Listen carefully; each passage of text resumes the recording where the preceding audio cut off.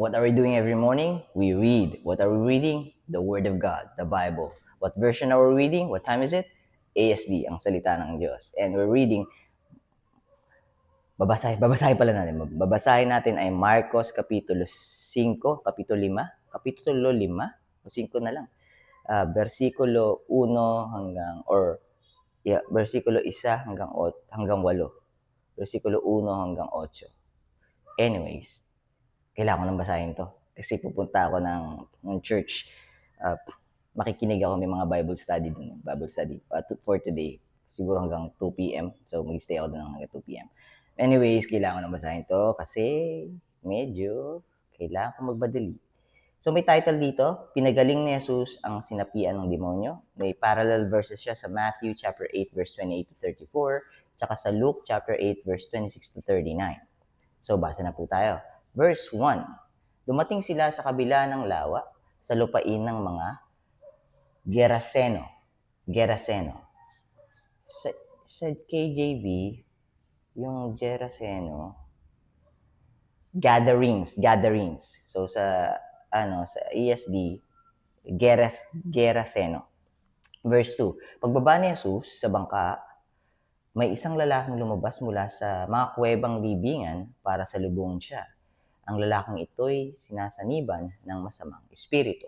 Verse 3, at doon na siya nakatira sa mga libingan. Hindi siya maigapos ng matagal kahit kadena pa ang gamitin nila. Meaning, medyo malakas siya dahil sinasapi ng spirit, so nakakuha siya ng lakas. Yung flesh ng sinasaniba, nakakuha ng lakas galing sa evil spirit, kaya medyo nahirapan sila igapos siya. Alright.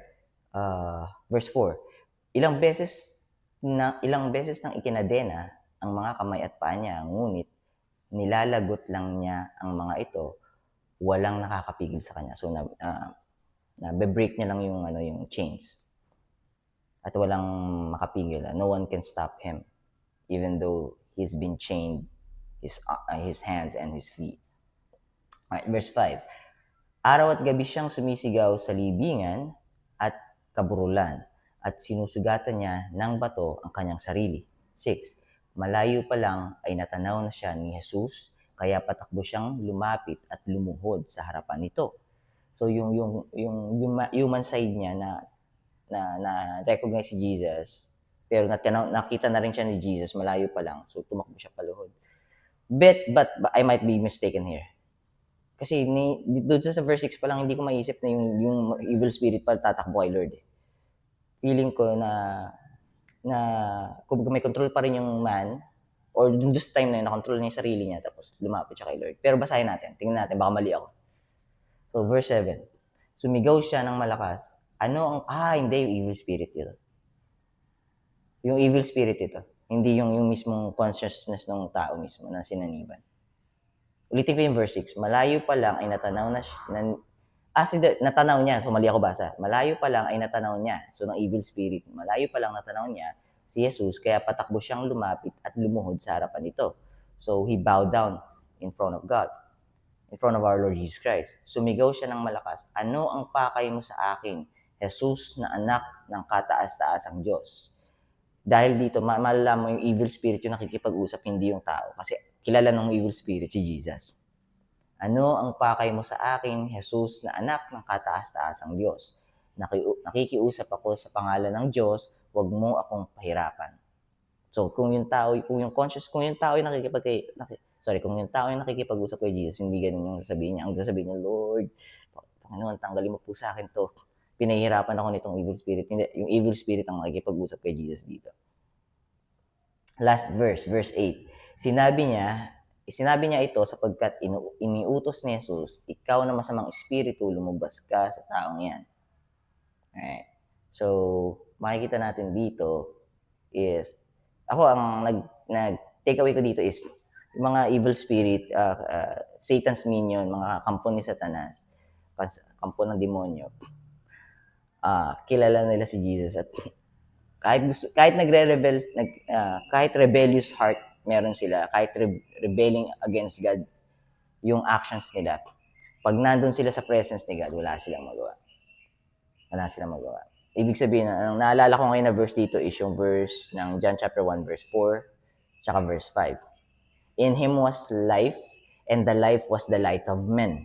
And the light shineth in darkness, and the darkness comprehended it not. So, darkness cannot overpower God's power, and it cannot overthrow God's position as well. Satan wants to overthrow God, wants to be God, but he cannot. That's the reason why he's been cast down to earth to be the prince of the world. Kaya may control yun eh. Kaya ang namamanipulate tayo ni Satan eh. Napakalupit nun eh. Napakabangis. Hindi siya malupit na malakas. Malupit siya kasi makulit siya. Kukulitin ka ni Satan. Grabe yun. I-deceive ka niya. Papakita niya sa iyo yung mga bagay na akala mo yun yung importante. Tapos ang sarap sa laman. Ang sarap sa flesh. Pero at the end of the day, alam mo, empty yung heart mo. Ano na lang eh, marirealize mo na lang pagka umabot ka na sa brokenness. Yung timing ni Lord, naghihintay lang siya na bumalik ka sa Kanya. Hanggat hindi ka nakakaramdam ng brokenness, prideful, egoistic, and self-centered ka pa rin. Akala mo, hindi mo siya kailangan. Yun yung gusto ni Satan na isipin mo. Hindi mo siya kailangan kasi sarap ng buhay sa mundo. Eh. Yun ang akala natin. Pero pag dumating na tayo sa brokenness, it's either we give up and we commit suwi or unalive ourselves or think about it. Thinking about escaping this world already.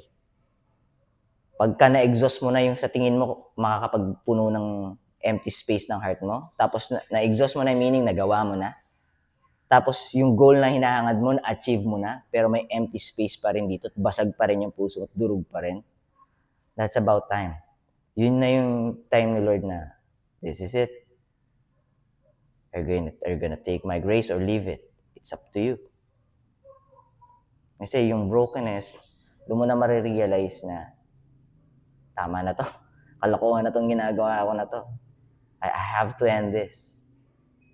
Or sometimes you'll be able to talk to God. Alright. Wala akong relasyon sa iyo eh, pero di ko alam, napakabigat na nitong pinagdadaanan ko. Pwede bang kunin mo na ako? Pagka di mo ako kinuha, ako na ako kuha nito. That's the same thing that I've said to God. Yun, share ko lang experience ko. Pero 7 minutes na, and I have to end this. We've read this. Ang takeaway ko dito sa binasa natin, yung masamang espiritu, yung demonyo, kilala ang Panginoon, takot sila sa Panginoon, pero imamanipula ng demonyo yung kaya niyang manipulahin. Genesis chapter 3. Nakita ng demonyo, nakita ng serpent na hindi alam ni Eve yung salita ng Diyos. Kasi nagdagdag si Eve sa salita ng Diyos. Oh, yan. Ano na lang yan? Cliffhanger. Totoo ba yung sinabi ni JB na nagdagdag si Eve ng salita sa salita ng Diyos? At doon nalaman ni Satan, ng serpent, na madidisib kong taong to, hindi niya alam ang salita ng Diyos. Etong babaeng to, madidisib ko to. At nangyari nga. Ngayon, patunayan nyo kung mali ako, hindi. Paano nyo mapapatunayan? Basahin nyo Genesis chapter 3. You know what? Basahin nyo na rin po yung Genesis chapter 1 and 2. Kasi yung Genesis chapter 1 and 2, doon tayo naging perfecto. Doon lamang. Sa Genesis chapter 1 and 2. Actually, nung na-create tayo, doon lang tayo naging perfecto. Pagdating natin sa Genesis chapter 3, doon na tayo nadapa. Nadapa si Eve, dinamay si Adam, ang sisi na kay Adam kasi siya ang head of the family. And they are one. One flesh sila eh. Alright. So medyo malalim din yung part na yun. Anyways, magna 9 minutes na. I have to let you go guys. I'm gonna see you tomorrow. Bye for now. Keep safe. God bless you.